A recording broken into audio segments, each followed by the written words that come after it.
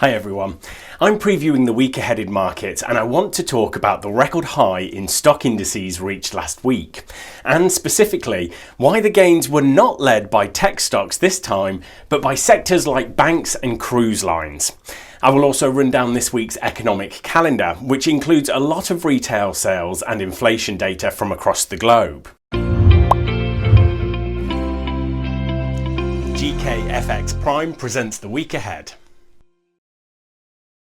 Since I mentioned cruise lines there, an industry that has been really hard hit by the pandemic, I thought it'd be fun to tell you that cruise company P&O introduced the first commercial passenger cruising service in the year 1844, sailing from Southampton, England to destinations such as Gibraltar, Malta and Athens. Cruise lines have been going for almost 200 years, and although I can't say I'm a big user of them, I certainly hope they're around for another 200. If you enjoyed my brief history of cruise lines, please click that like button. It really helps to spread the word about these videos. Okay, so we kick off with China industrial production and retail sales on Monday.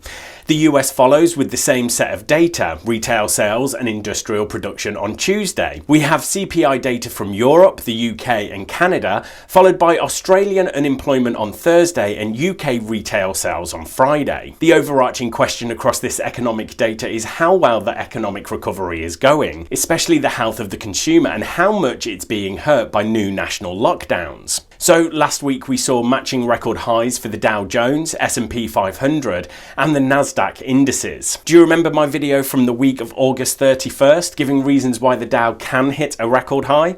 Well, now it has. A big part of the reason why the Dow participated this time was the news from Pfizer that its COVID-19 vaccine was 90% effective. The logic goes that once a vaccine is available to the most vulnerable and key workers like doctors and nurses, there is much less need for lockdowns to prevent the spread of the virus. People can go to work and travel as normal, and estimates are that around halfway into 2021, the vaccine will be available to most people. Okay, so how does that affect the Dow Jones Index and tech stocks? Because the Dow is mostly made up of industrial and real-world stocks, these stocks performed the best last week but have performed very badly this year. That's because the earnings of these companies have been much more negatively affected by lockdowns and travel bans that stop people and businesses using their goods and services. The stocks that performed the worst last week are those that have done the best this year, which are technology and so-called stay-home stocks like Zoom, the internet video conferencing service, and Peloton, the home workout equipment and streaming service. Some of these stocks are up multiple hundreds of % this year. So is the party over for tech stocks? Well, last week was a sign that it might be, but nothing is for certain.